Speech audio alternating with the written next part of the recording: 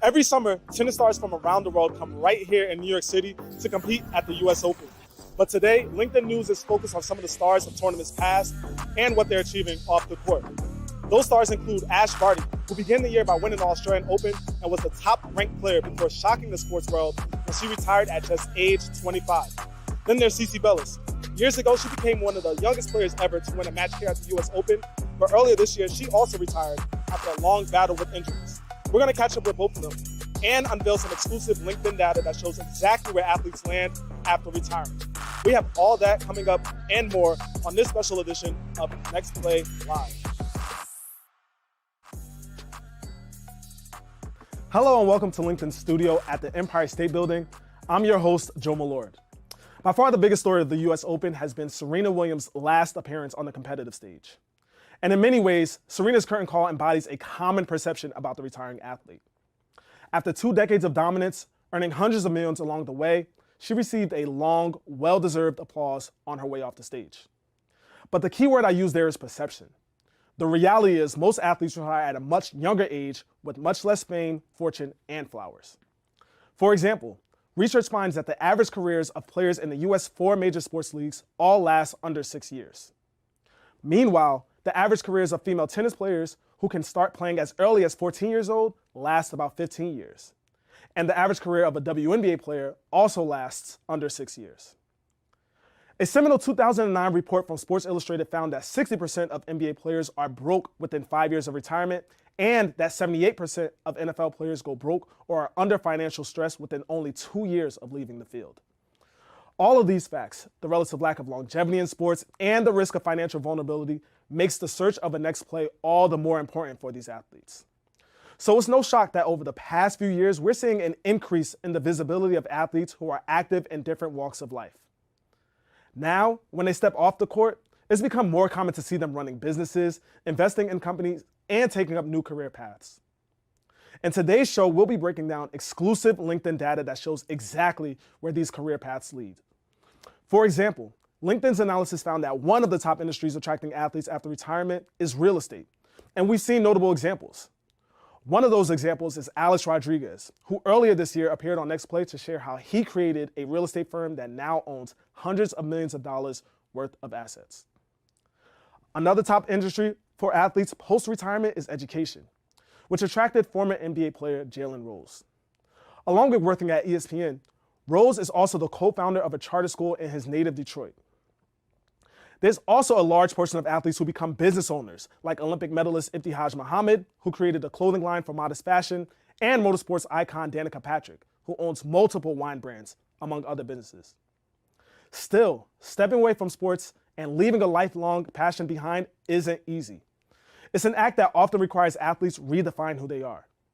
So today, we begin our deep dive into athletes and their career transitions with the story of an Olympian and a former pro baseball player who took on that challenge.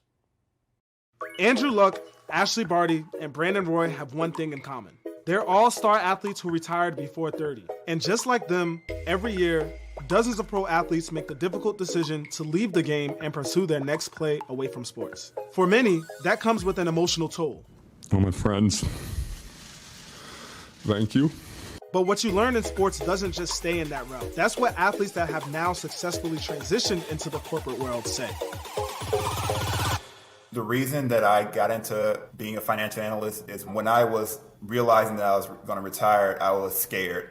I'm not going to make much money for the foreseeable future, so I need to learn how to take the money I do have and make it last or grow or whatever that may be. And as I was teaching myself that and learning that, I realized this is it was very interesting to me. In 2012, Zach Byrd was drafted out of high school by the Los Angeles Dodgers, and over the ensuing 5 seasons, he played for a handful of minor league teams. But in 2017, an injury that initially forced him to sit out for a season ultimately became a catalyst behind his decision to retire. Deciding to retire, it was probably the toughest decision that I've ever had to make. For my identity, when I decided to stop playing baseball, that was one of the biggest challenges for me to overcome because I don't remember the time before I played baseball. I think part of my maturity has been distancing my identity from my occupation, which I think that's a tough thing for a lot of athletes. Many pro athletes have long said that their lives are dominated by the pursuit of excellence in a career that ultimately has a short window. I love playing though. I can't do this forever. And when that window closes, they're liable to face an emotional toll. I retired back in September of last year, and after my final competition, I went through an entire identity crisis. In 2014, Isadora Williams became the first female figure skater to represent Brazil at the Olympics. Representing Brazil, Isadora Williams.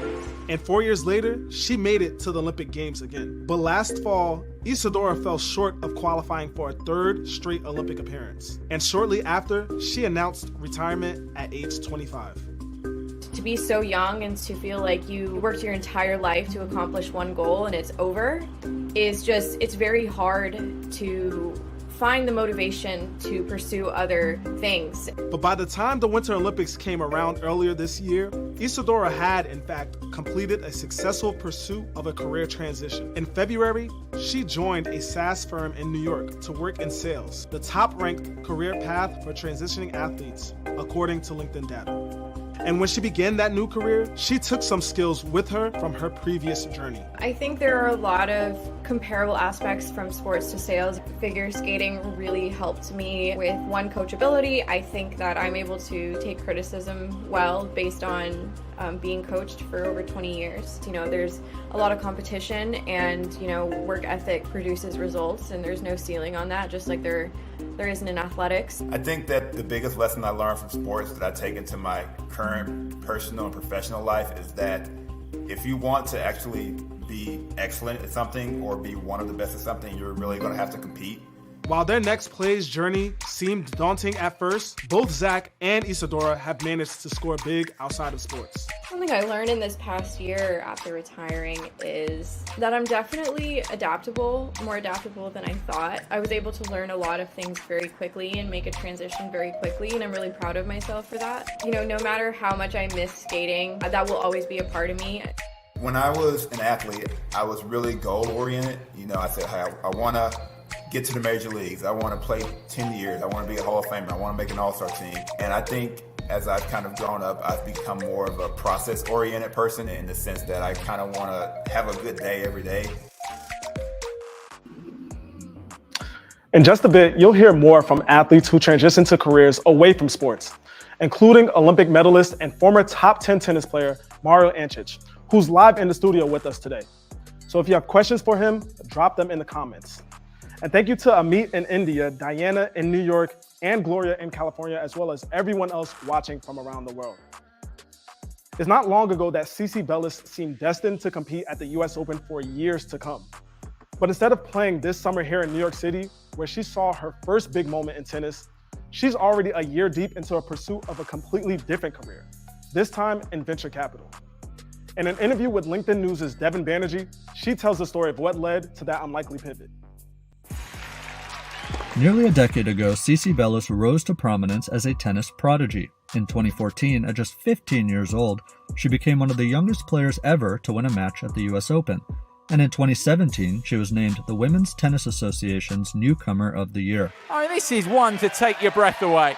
Bellis. CC was on the rise. But like many other promising athletes, her rise was compromised by a string of injuries, which in part prompted her to retire in January of this year. By then, however, she was already paving a path toward her next play, into a new career she says she always wanted. I always knew that I wanted to get into venture capital once I finished tennis. Growing up in Northern California, kind of around the Silicon Valley, venture always really interested me. So I committed to play tennis at Stanford, and I knew that I wanted to get into venture once I graduated. Ended up, of course, turning professional before that, and knew that I still wanted to get into it after I finished tennis. And as I got hurt, I was, kind of thinking of what I wanted to do, if I ended up stopping, and I knew that this was a perfect kind of segue. Late last year, CC began working for Lead Sports and Health Tech Partners as an investment analyst, tasked with identifying companies disrupting the sports experience for athletes and fans, along with startups innovating in health tech. And she's far from the first athlete to make a transition into venture capital. In fact, according to LinkedIn data, among the top industries where athletes land when they retire, financial services is number 3. Many professional athletes do pivot into financial services. Do you have an idea why that may be? Athletes are super competitive, and this industry is very competitive as well. And you can kind of see the work that you put in pay off, and I think that really crosses over from being an athlete. But to get to this point, Cece says she owes much of her success to never giving up on education. Been participating in the WTA's program with Indiana University East. Why was education important to you? Growing up, that was the most important thing kind of in my life. I was always focusing on school in addition to playing tennis. So I think it's just so important to continue learning, bettering yourself. President Winton, Chancellor Girton, honored guests, class of 2022. Cece is just one of dozens from the WTA to graduate from Indiana University East's bachelor program, joining famous alums like Serena Williams and 2017 US Open champion Sloane Stephens. I would wake up at 6:30. I would do about an hour of warm up, 2 hours on court, take a lunch break, go back 2 more hours on court, usually an hour and a half to 2 hours of fitness, and then rehab for another 2 hours. And then at night and on weekends, I would focus most of my time for school. Wow. I mean, did you feel like you were sacrificing part of yourself or more enjoyable things you could be doing? Not really. That was a no-brainer for me. I knew that was on the top of my list of priorities. Of course, starting my MBA this fall, I'm gonna kind of be back into that again. So I didn't feel like it was much of a sacrifice. Partnerships like this are vital for players in sports like tennis, where most athletes turn pro during their teenage years. It allows them to take classes online, building up credits between tournaments and during the off-season. The WTA has also partnered with the University of Florida, Harvard Business School, and created its own education platform to offer courses from several other accredited universities. Major League Soccer, the NFL, and the International Olympic Committee have similar partnerships with universities. As we think about other professional athletes, I mean, virtually all of them have to think about or are forced to think about a transition at some point, a pivot. How should they start thinking about it? Having a degree and making sure you have that under your belt is huge for people that are considering moving out of the sport, whether it's because of age, injury, whatever. Secondly, figure out what you want to do afterwards. Of course, I wanted to get into business, more specifically venture, so that's what I majored in school. And I think finding your niche of how you want to get to where you want to go after your sport, so you have a plan of how you're going to get there and what it looks like after you stop. While the top players in tennis descended upon New York over the past few weeks, the person who is arguably the best among them is nowhere to be found here in the Big Apple. Her name is Ashleigh Barty. She's a winner of multiple Grand Slam tournaments, including this year's Australian Open, and was the #1 player in the world just a few months ago. That was before she decided to retire, though. Now, she's on to new endeavors. Ashleigh sat down with LinkedIn News' Kayla Dengate in Sydney, Australia during her Say Yes brand campaign, which is tied to her next play. On the court, Ashleigh Barty is a force to be reckoned with. Earlier this year, she won the Australian Open, cementing her status as the top-ranked player in the world, and looked poised for even more dominance throughout 2022. But in March, she shocked the sports world when she announced her retirement at just 25 years old to pursue new endeavours. Among them is a new role with Optus, a telecom company based in her local Australia. I sat down with Ashleigh in Sydney to learn more about her next play. Australian Open champion. What is your new role description? I'm excited now to be working with Optus as a new Chief of Inspiration. I think it's going to be an incredible role for me to branch out, to try new things and to work with the team at Optus and to help inspire Aussies all over the nation to better themselves and to chase their dreams and to see what they can achieve. This step away from sports is not her first. After the 2014 US Open, Barty took a break from pro tennis, saying she wanted to, quote, experience life as a normal teenage girl. During that time, she also dipped her toe into the world of professional cricket, until eventually going back to tennis, taking the sport by storm. But this time, she says, her retirement is the real deal. How did you know the time was right for you to try something else? I've always been a very driven person and a passionate person about knowing what I want, and I think I wanted to try and chase and challenge myself in a different way and chase new dreams. And in a really big decision, I just trusted my gut. I thought it was the right time for me. I knew it was the right time for me, and I'm very lucky to be surrounded by incredible people that also give me their honest opinion, that have worked with me for a long time and know how I operate, know what inspires me, know what refreshes me, what energizes me. And I think now being able to do that is really exciting, and it's just the beginning of the next phase.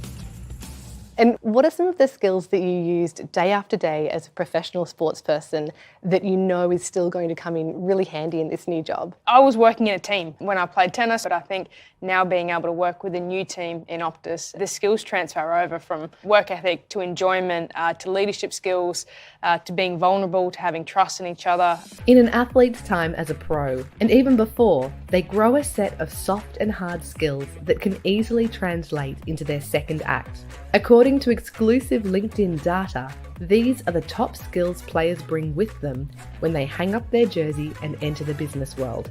And they make sense. From running press conferences to devising playbooks, these athletes are microcosms of business. And I think there are so many different ways that we can work together, and so many of those skills will transfer over, and now it's exciting to explore them together, to enjoy it together, and to really have fun with it, and put a little bit of an Ash flavour on some of the projects and some of the fun that we get to have. Retirement hasn't slowed Ashleigh down at all. Along with her work at Optus, Barty has launched a series of children's books and has written a memoir due for release this fall titled My Dream Time. She was also named NAIDOC Person of the Year.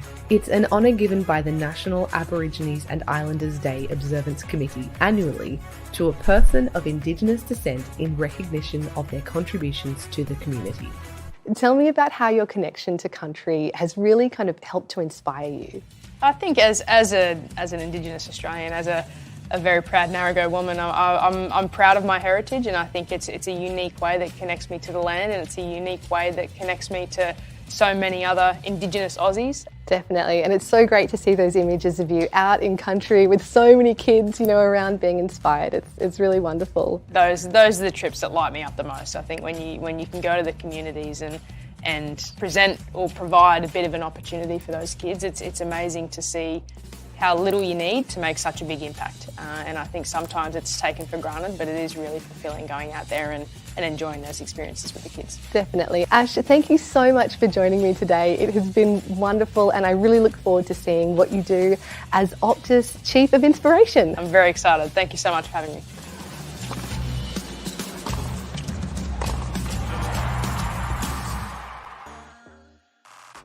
Since retiring in 2011, Mario Ančić has earned a law degree from Columbia University, has worked at one of Wall Street's top banks, and is now a vice president at a private equity firm.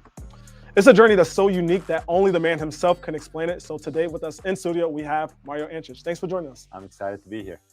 All right, so Mario, some of the athletes that we had on today's show were talking about the process of coming to retiring and the emotions evolved with it, such as having an identity crisis, or having a hard time detaching from sports. Does that sound familiar to you at all when you think of your own journey? Yeah, in a way, I think, if you want to be the best in the world, and I think some of my colleagues who were talking here, obviously Ashleigh Barty, she's #1 in the world, had an amazing career. If you want to achieve and be the best in whatever you do, it has to become part of your identity. And, it was very similar. I was playing tennis for close to 20 years. My goal was to be #1 in the world. And I was very close to it. Achieved great results, winning a Davis Cup in 2005, a proud moment as a proud Croatian, winning that title, Olympic medalist, and, reaching #7 in the world.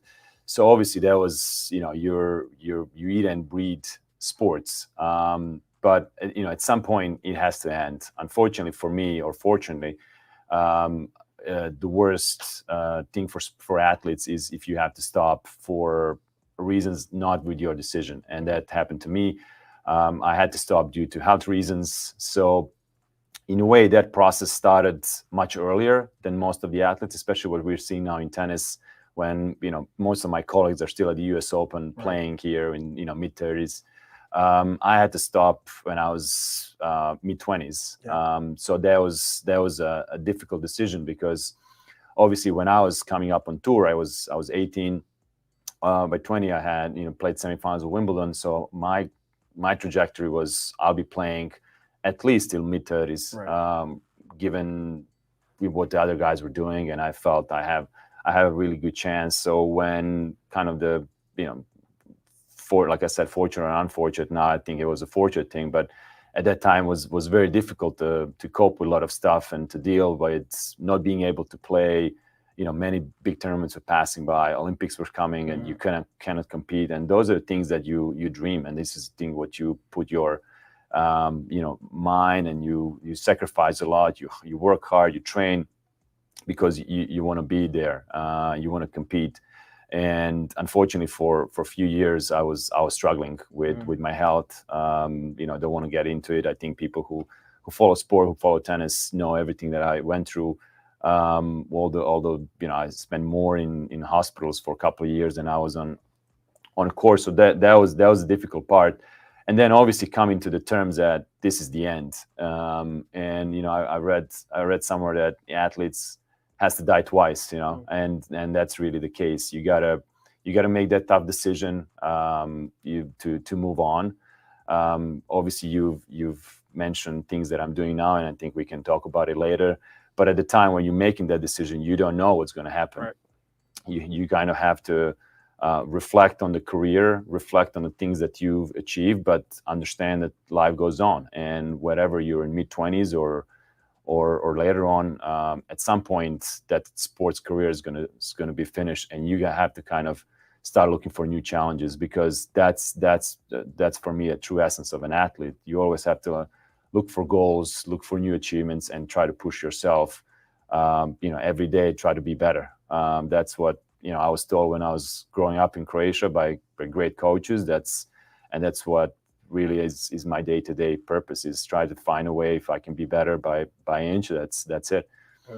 And you talked about some of the reasons to feel like it was an unfortunate occurrence, having to end your career early. Let's talk about the side that would make people argue that it was a fortunate turn of events. What would make it a fortunate turn of events? So, like I said, talking about setting goals, obviously when I stopped playing sports, I was looking, what is my next goal? Really helped the opportunity for me that came with going to graduate school in New York. So, becoming part of, and in the end, graduating from a JD program at Columbia University, which was a great time for me. Right after playing professional sports, had top-notch education. Again, competing with and learning a lot. Going to classes, learning about Socratic method, learning about all the tangible stuff that you have to know. So that was for me a great time, because I had a chance also to process my career, but also understand there's so much more that can come my way. Obviously needed to realize what intangible skills I have, which is, I think, everything what we know about world-class athletes, hard work, dedication, being cool under pressure, everything that I kind of learned by years of grinding and working hard and playing sports. But then now you have to have skills that will help you, make you desirable for your employers. And so I've started, basically somebody told me, and I had some great mentors throughout the way, being in New York, it's really helpful. And somebody said, listen, you don't know what you want at this moment, but you can figure out about what you don't want. So I spent a lot of time during my time studying. I did a lot of internships trying to figure out which direction I really want to go. And that was a time, really, those 3 years was really a time where helped me, grow as a person, reflect on my career, and really prepare me for the next step, which is, going to the career in business in New York. And I want to take a moment to say hi to everyone who's watching, including Elizabeth in Arizona, Rob in Michigan, Isa in Vienna, Sean in Florida, and Folo, who says, education, building relationships, and continuous learning is crucial in the transitioning of careers, creating financial freedom and creating the life you crave. That's it. I want to also talk about now the transition to business, because you talked about the skills that can help you, especially being cool under pressure. That's something that we hear a lot. What was the skill that you had to learn that may have taken the longest to get used to? Or is there any feature about life and business that took the longest to adjust to? Well, I think, it's all part of learning a new skill. And I think what helped me, and I think when I talked to a couple other, athletes who made a great transition, is really, you kind of went through it already. You know what it takes to, from starting to play tennis to play Wimbledon. It took a lot of years and a lot of learning new skills. And I think you just kind of have to say, okay, I'm at the beginning of my new career. I have to start from scratch. I have to start learning all the, details of my new business, from, detailed financial statements, from, negotiations, from everything you need. And it's all a learning curve. And you just have to be humble enough to say, okay, I was a great athlete, but I leave that in the past. Now, if I want to be a great and successful businessman, I have to start from scratch, and I have to start learning these new skills. And I think it's just a process. The thing between, I would say, sports and business is, sports, you have a limited amount of time that everything has to, click. In business, it's more like, somebody said it's the difference between sports and business. It's, sports is more like a sprint. Being in business is more like a marathon. And I definitely agree with that, because here, you're learning every day, and I see, working as a long career. So it's, all the skills that you need to apply for the job, there are, you still need to learn. And I'm excited, obviously, to have similar mindset that I had when I used to play, which means you have to surround myself with great people, great mentors, great leaders. And thankfully, thank God, I was able to achieve that and really surround myself with people who can really give you great advice and help you. Because end of the day, like I said, you got to be humble enough to know what you know what you don't know, and then learn, obviously, on the skills you need to improve. All right, so let me lay it out to you like this. Not many people could imagine beating Roger Federer at Wimbledon. Not many people could imagine being an athlete who's done that and then earn an Ivy League law degree. And I'm pretty sure fewer people could have imagined doing all that and then transitioning to working into Wall Street. How does that last part even happen? So, like I said, as athletes, I feel you're, since a young age, you learn how to compete. And I always, for me personally, what it means to win, but more importantly, what it means to lose or fail. Because especially in tennis, you have so many matches. You can't win everything. Right. So I think you start accepting, quote unquote, failures or losses and learning from your mistake, but also at the same time, having that goal, having that, like, what I'm here for, what is my trajectory, what I'm working for. And, when I move on the business side, starting investment banking, like I said, I had a great experience at Credit Suisse, moved to One Equity Partners when I'm a vice president now, which is one of the leading middle market private equities, which we're trying to partner up with founders and executives to create better businesses, to grow those businesses.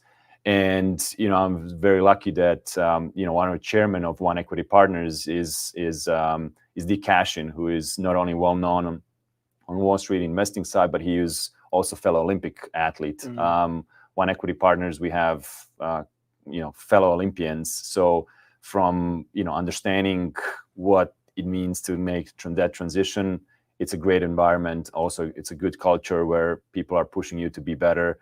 And I'd say, it's really having that positive attitude, setting goals, and, working towards those goals, trying to achieve them and try to be better every day. I mean, this is exactly what you can take away, what I took away from sports. And I'm still passionate about sports. There's not a day that I don't try to work out, try to play tennis, definitely weekends. During the day, like I said, I work out, gym, exercising, cycling. I figure out something. It's always going to be part of my identity, and just something that also, keep me sane, to be honest. But it's always there, and you always try to use those things that you learn in sports and translate them into business. There's one thing that's been sticking out during this whole interview, which is the way that you were talking about your experience at Columbia, both being at Columbia and being in New York and the environment around you. I suppose not everyone is going to have the same experience as you, but I think people are going to have that experience where they're in a certain circle, a certain environment where there are people available to them. Yeah. Can you explain how the environment and how the people around you impacted where you are today, and maybe give a sense of how important it is? Oh yeah. I mean, couple of years of being at Columbia, being in New York really helped me from education point of view, which one of your viewers said it's crucial. And I definitely agree with that. I support all the athletes, but obviously they reach out to me. I said, try focus on your education. Obviously one doesn't exclude another, which, like I said, at One Equity, there's a lot of witnesses who can say that. There's also other great examples on Wall Street who are great athletes and successful businessmen. And then secondly, I use New York and being proximity of Columbia University to have these coffee chats with potential mentors to really figure out, learn from experience. Like I said, be humble, listen to what other people are saying, because end of the day, you try to learn and you're trying to be like a sponge.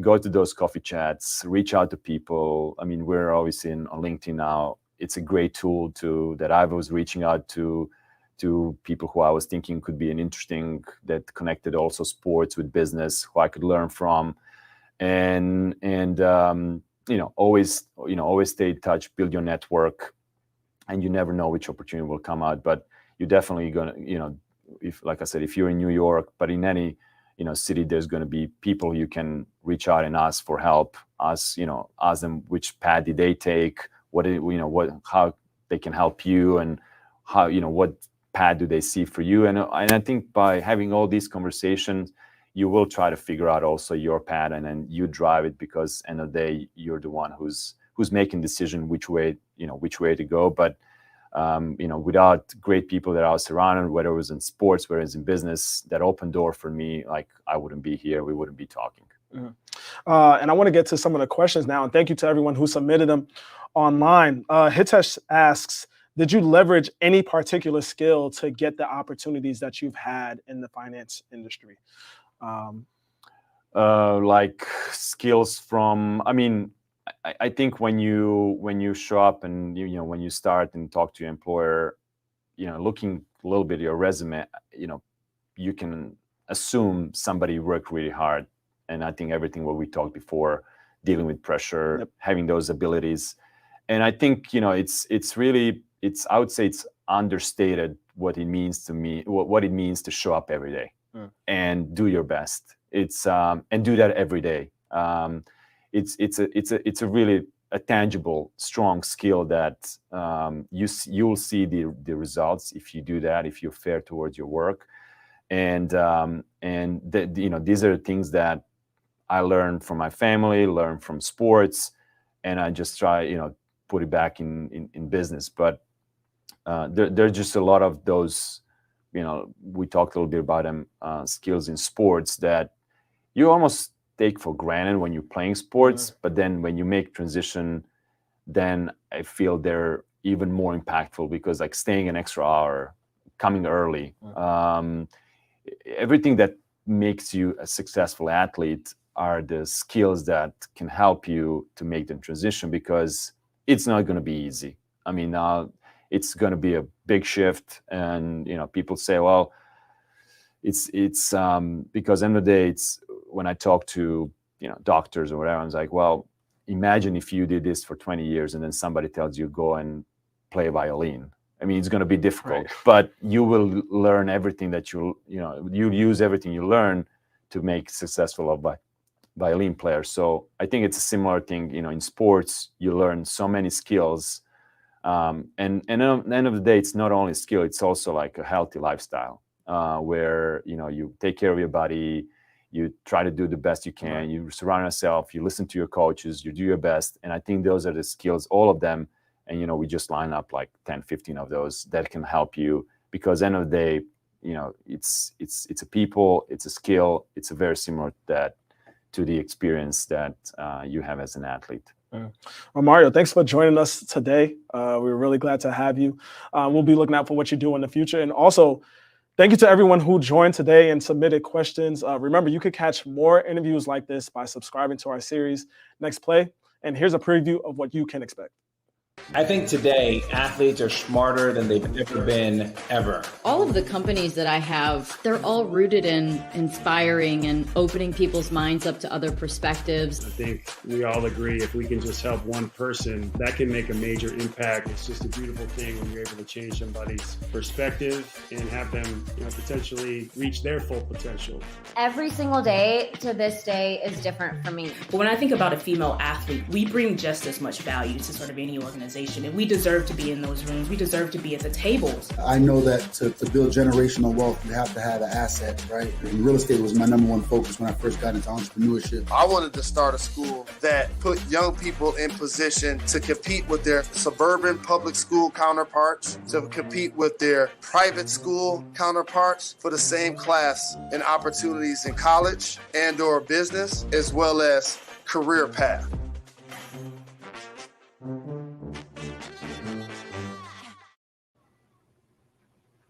Well, that's all we have for today's show. Thanks one last time to everyone who joined. We'll see you next time.